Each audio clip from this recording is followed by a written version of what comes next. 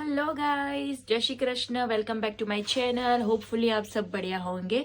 आज मैं आ गई हूँ एक नए वीडियो के साथ। आज मैं आपको बताना चाहती हूँ कि शेंजन वीज़ा जो यूरोपियन कंट्री में रखा जाता है, जो लोग अभी यूके में है और यूरोप घूमना चाहते हैं, जैसे कि France, Switzerland, Germany, Italy, Spain, Slovenia, Belgium, ये सारी कंट्री जो शेंजन कंट्रीज है उसमें आप घूमना चाहते हो, तो उसके लिए कैसे वीज़ा रखते हैं, मैंने कैसे वीज़ा रखा है, मेरी अपॉइंटमेंट कब है, मेरी शेंजन वीज़ा की जो एम्बेसी है वो कौन सी है, उसके लिए क्या क्या डॉक्यूमेंट चाहिए, वो सारी बातें मैं आपको बताऊंगी। सो बने रहिए मेरे वीडियो के साथ। और आज सुबह में हमें उठ गए हैं, अराउंड 5:30 बज गए हैं सुबह के, और हमको जल्दी जाना है बिकॉज हमारी 7:30 बजे तो अपॉइंटमेंट है कि वीज़ा की हमारी।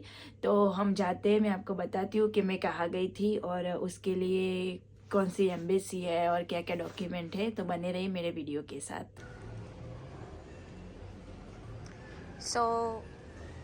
मैं हैमरस्मिथ ट्रेन स्टेशन से उतर गई हूँ, और उधर जहाँ भी इस ट्रेन स्टेशन से बाहर निकलते हैं, ऐसे इधर हैमरस्मिथ स्टेशन में ही बस स्टॉप है। तो मेरा वाला ये बस स्टॉप है सी करके। मैं इधर से 220 नंबर की बस लेके वॉन्सवर्थ जाएगी, जहाँ मेरी TLS कॉन्टैक्ट जो एम्बेसी है वही जाएगी। तो जब मैं हैमरस्मिथ स्टेशन से बाहर आती हूँ, ट्रेन स्टेशन से, वही जैसे ही बाहर आओ तभी साउथ एंड द नॉर्थ दो टर्मिनल स्टेशन है। तो साउथ साइड आपको चल के आना है, वहाँ ये सारे बस स्टॉप आपको मिल जाएंगे। इधर बाजू में ही बस स्टॉप खड़ी रहती है, सारी बस खड़ी रहती है। अब मैं जाएगी वॉन्सवर्थ।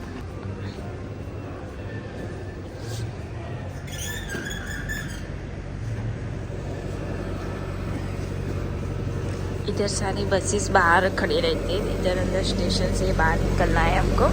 देखो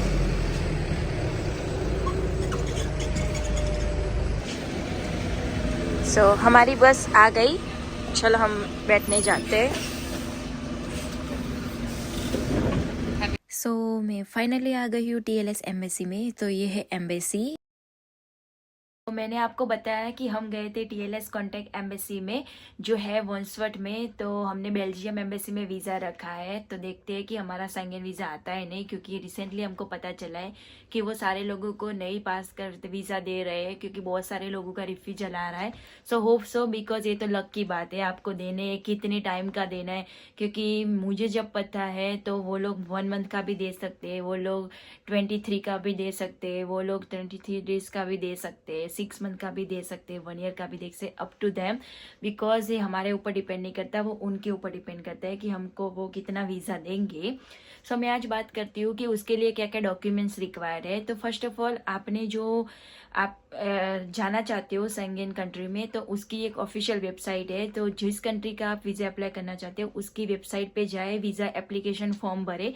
वो वीज़ा एप्लीकेशन फॉर्म भरने के बाद आपकी वीज़ा फी रहेगी 79 पाउंड, अराउंड 80 पाउंड लेके चलते हैं, वो आपको वीज़ा फी पे करनी पड़ेगी। उसके लिए फिर आपको चाहिए पासपोर्ट। तो ऑब्वियसली आपको पासपोर्ट चाहिए, और उसमें भी एक रिक्वायरमेंट है कि आपका पासपोर्ट रिसेंटली 6 महीने के अंदर एक्सपायर नहीं होना चाहिए। एटलीस्ट उसका ड्यूरेशन है वो 6 मंथ का होना चाहिए। अगर 6 मंथ के अंदर आपका पासपोर्ट एक्सपायर होने वाला है तो आप अलाउ नहीं कर सकते वीज़ा के लिए, क्योंकि वो रिफ्यूजल देंगे। अगर 6 मंथ से ज़्यादा है आपकी एक्सपायरी डेट पासपोर्ट की, तो ऑब्वियसली आप अप्लाई कर सकते हो। और बता दूं कि पासपोर्ट का जो बायो पेज आता है आपका फोटो कार्ड वाला, उसकी आपको स्कैन कॉपी, उसकी फोटो कॉपी ले जानी है। बात करते हैं कि पासपोर्ट साइज फोटो की उन लोगों ने एक साइज तय कर रखी है, वो है 3.5 हाफ बाय 4.5। ये साइज ऐसी है कि आपका जो पासपोर्ट वाला का फेस आएगा वो कम्प्लीटली उसको दिखाई देगा वो साइज में। वो जूम आउट होगा, तो वही उन लोगों को चाहिए। उसके बाद बात करते हैं कि आपकी एम्प्लॉयर डिटेल्स उसको क्या क्या चाहिए होगी। तो आपके जॉब के बारे में, अगर आप जॉब करते हो तो आपकी रहेगी 3 मंथ की पे स्लिप, आपको पे स्लिप देनी पड़ेगी 3 मंथ्स की। आपको, आप जहाँ जॉब करते हो उसका एम्प्लॉयर जो कॉन्ट्रैक्ट है वो कॉन्ट्रैक्ट लेटर उसको देना पड़ेगा, या तो फिर आप अपने मैनेजर से स्पेशली लिखवा सकते हो, लीव लेटर ले सकते हो अगर आपने हॉलीडे ले रखी है तो।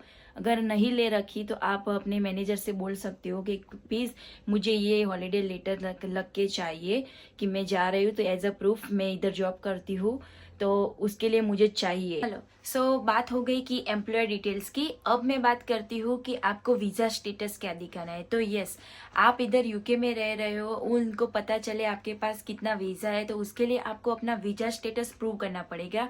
और उसके लिए अब BRP कार्ड तो है नहीं, सारा कुछ ई वीज़ा हो गया है। तो आपको निकालना पड़ेगा, आपका शेयर कोड जनरेट करना पड़ेगा, और वो शेयर कोड की फोटोकॉपी आपको जेरोक्स ले जानी पड़ेगी उसकी। तो वीज़ा स्टेटस वो लोग प्रूव करें, वो देखेंगे कि नहीं आपके पास वैलिड वीज़ा है और आपके पास वीज़ा है, इधर काम कर रहे हो और आप जाना चाहते हो घूमने के लिए। क्योंकि कभी कभार लोग ना वो इधर जाके वो स्टक हो जाते, ऐसा कुछ सब कुछ फ्रॉड होता है। तो वो लोग मस्ट प्रूव करते हैं कि आपके पास वीज़ा है या नहीं। उसके बाद मैं बात करूँ कि बैंक बैलेंस की। तो यस, आपको देना पड़ेगा 3 मंथ्स का बैंक स्टेटमेंट। 3 मंथ्स के बैंक स्टेटमेंट में आपको ऐसा नहीं है कि आपको 3 मंथ्स बैलेंस, जो बैंक बैलेंस है वो शो करना पड़ेगा। बैंक बैलेंस आप 28 डेज पुराना भी शो कर सकते हो, 15 दिन भी कर सकते हो, क्योंकि वो उन पे डिपेंड करता है। और आप पे भी डिपेंड करता है कि आपके डॉक्यूमेंट कितने स्ट्रांग है। जितने ज़्यादा एविडेंस उनकी रिक्वायरमेंट को मीट करते होंगे, आपने जो डॉक्यूमेंट्स दिए होंगे, तो वो लोग ना सारे डॉक्यूमेंट्स अगर क्लियर है, उनकी सारी रिक्वायरमेंट को फुलफिल कर रहे हैं, तो वो लोग बैंक बैलेंस पे ज़्यादा फोकस नहीं करते हैं। सो बात करूँ, बैंक बैलेंस पर पर्सन 1500 पाउंड होना चाहिए, यानी कि 1.5 लाख रुपये आपको मिनिमम शो करना पड़ेगा। और 3 मंथ्स का बैंक स्टेटमेंट आपको चाहिए। अब बात करते हैं कि आप इधर का तो सारा डॉक्यूमेंट्स दे दिया यूके का। अब आप जिस कंट्री में जाने वाले हो, सेंजन कंट्री में, जो सेंजन कंट्री पे आप जा रहे हो, जहाँ जहाँ स्टे करने वाले हो, वो सारी बुकिंग्स आपको, चाहे आप होटल में रुक रहे हो, चाहे किसी के घर में रुक रहे हो, सारा कुछ वहाँ का, जहाँ आप स्टे करने वाले हो, कैसे जा रहे हो, ट्रैवल का, तो आपको ना टिकट शो करनी पड़ेगी। अगर आप बाय फ्लाइट जा रहे हो तो बाय फ्लाइट की टिकट आपको देनी पड़ेगी। उसको बुकिंग्स, फ्लाइट की जो बुकिंग है वो टिकट सारा प्रूफ आपको कॉपी करके ले जाना पड़ेगा। और फ्लाइट की सारी बुकिंग आपको दिखानी पड़ेगी कि नहीं, मैंने ये फ्लाइट बुक की है, मैं ये डेट को जा रही हूँ और ये डेट वापस आने वाली हूँ। वो सारी जाने की और आने की सारी विथ रिटर्न टिकट आपको सारा प्रूफ आपको देना पड़ेगा उनको। और फिर बात करते हैं कि एकोमोडेशन की। तो आप जा रहे हो, मैं जा रही हूँ बेल्जियम, फिर उसके बाद जाएगी स्विट्जरलैंड, उसके बाद जाऊंगी कि पेरिस। तो जिस जिस कंट्री में आप जा रहे हो वो कंट्री का, अगर आप रहने तो वाले हो ही, क्योंकि नाइट स्टे कर रहे हो, तो कौन कौन सी जगह आप नाइट स्टे कर रहे हो, वो सारी होटल बुकिंग्स है। एकोमोडेशन इन शॉर्ट में बात करूँ तो वहाँ जाके जो आप करने वाले हो, जहाँ जहाँ जाने वाले हो, जहाँ स्टे करने वाले हो, वो सारा आपको प्रूफ, एकोमोडेशन विथ सारा आपको प्रूफ उनको देना पड़ेगा। वो सारी बुकिंग्स आपको दिखानी पड़ेगी और ट्रैवल की भी बुकिंग्स आपको दिखानी पड़ेगी। तो सारा जो है वो आपने प्लान किया है, तभी तो आप सेंजन वीज़ा रख रहे हो। उन लोगों को पता है कि आप जाने का प्लान कर रहे हो, तो आपने सेंजन वीज़ा अप्लाई किया है। अगर अप्लाई किया है तो उसके लिए आपने ज़रूर उसकी फुल ऑन आइटेनरी, कि आपका जो पूरा प्लान है वो आपने फिक्स करके रखा होगा कि क्या करना है, वहाँ जाके क्या करेंगे, क्या क्या आपको देखना है, कौन कौन से विजिट प्लेसेस है जो आपको वहाँ जाके घूमने हैं।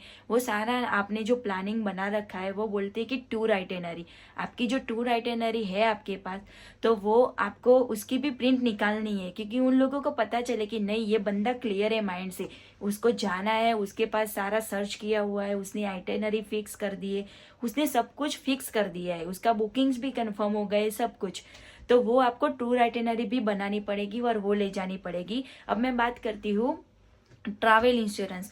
वो लोग, यस, अगर आप यूके छोड़ के उन लोगों के कंट्री में जा रहे हो, तो आप जब मैं बोल रहे कि आप सेंगेन कंट्री में जा रहे हो, तो सेंगेन कंट्री में ना बने कि आपके पास, आपके साथ कुछ हो गया, आपको ना ट्रैवल इंश्योरेंस चाहिए चाहिए चाहिए। उसके मतलब ये है कि अगर आप यूके छोड़ के उन लोगों के कंट्री में जा रहे हो और आपके साथ कुछ हादसा हो गया, कुछ इंसिडेंट हो गया, तो वहाँ जाके ना वो आपके पास ट्रैवल इंश्योरेंस होगा, तो वो आप सब क्लेम कर सकते हो, वो सब कर सकते हो।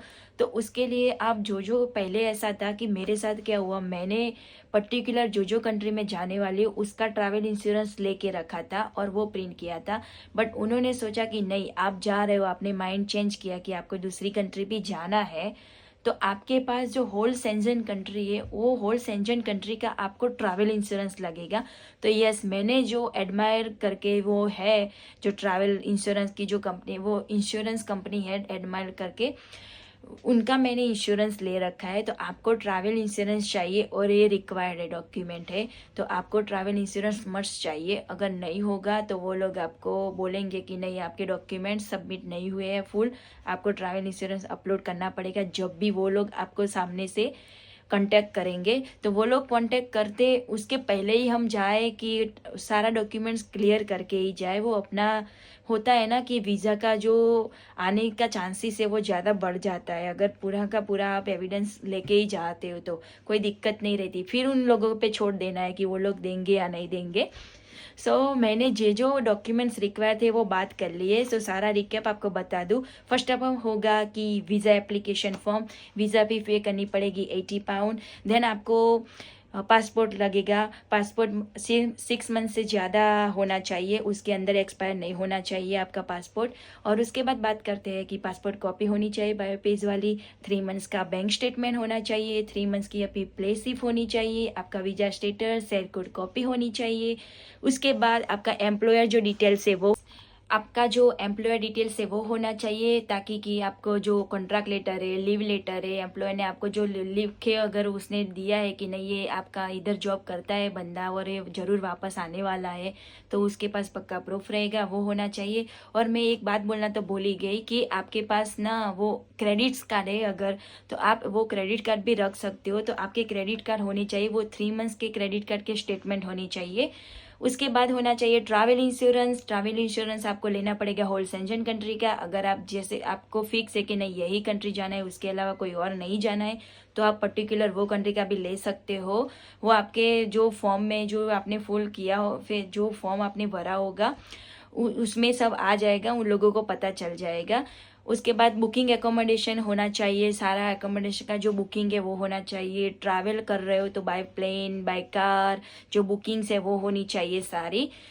ये सारी रिक्वायरमेंट्स है जो आपके पास होनी चाहिए, जो सारे डॉक्यूमेंट्स है। अगर ये सारे डॉक्यूमेंट्स आपके पास है और आपने वीज़ा रखा है, तो डेफिनेटली 95% चांसेस है कि वो आपका वीज़ा रिफ्यूज़ नहीं कर सकते, कोई वो क्वेरी नहीं निकाल सकते। अगर उन्होंने क्वेरी निकाली भी तो आपको पहले कांटेक्ट करेंगे। अगर आपके कोई डॉक्यूमेंट में कमी रह गई है तो वो उसका भी मेल आपको आ जाएगा। और उसके बावजूद अगर डॉक्यूमेंट में कोई प्रॉब्लम नहीं है और उसके बाद भी आपका वीज़ा नहीं आया है, वो तो वो लोगों पे डिपेंड करता है, क्योंकि ये ना लक की बात है। वो उन पे डिपेंड करता है कि उनको वीज़ा देना है या नहीं देना है। बट फाइनली ये सारा डॉक्यूमेंट्स था जो मैंने फुल किया था। फाइनली मैं आपको बता दूं कि I got a Schengen visa, मेरा वीज़ा लग गया है। उन्होंने मेरे को 23 डेज़ का वीज़ा दिया है और इतने दिन भी काफ़ी है मेरे को घूमने के लिए। तो मैं भी अब प्लान करने वाली हूँ शेंगन कंट्रीज़ में घूमने का। गाइज, मैंने आपको जो सारा डॉक्यूमेंट्स बताया है वो आप लेके जाना। डेफिनेटली मैं बोलती हूँ कि 95 to 99% चांसेस है कि आपका वीज़ा लग जाना चाहिए, अगर आपके पास ये सारे डॉक्यूमेंट्स है तो। और सारे डॉक्यूमेंट्स आप रिक्वायरमेंट आपकी जो फुलफिल हो रही है तो आपको डेफिनेटली वो लोग वीज़ा दे देंगे, उसका कोई इश्यू नहीं है। वो आप उन लोगों पे डिपेंड करता है। गाइज, मेरा ये वीडियो आपको सब सिर्फ उनका इन्फॉर्मेशन देना था कि जैसे जैसे मैंने क्या किया है अप्लाई, वैसे आप भी करो। कौन कौन से डॉक्यूमेंट मैंने इकट्ठा किए थे, सारे डॉक्यूमेंट जोड़ के मैंने अप्लाई किया है। तो मैं आपको बताना चाहती थी कि ये सारे जो डॉक्यूमेंट्स थे जो मैंने शेंजन वीज़ा रखने के लिए रखे थे, ताकि आप लोगों को भी पता चल जाए कि उसके लिए क्या क्या रिक्वायर है और आपका भी वीज़ा लग जाए hopefully. Let's go guys, thank you so much. अगर आपको मेरी ये वीडियो अच्छी लगी हो तो प्लीज़ लाइक शेयर सब्सक्राइब जरूर करना और support me. Thank you so much. और ऐसी वीडियो के लिए मिलते रहेंगे। Bye bye.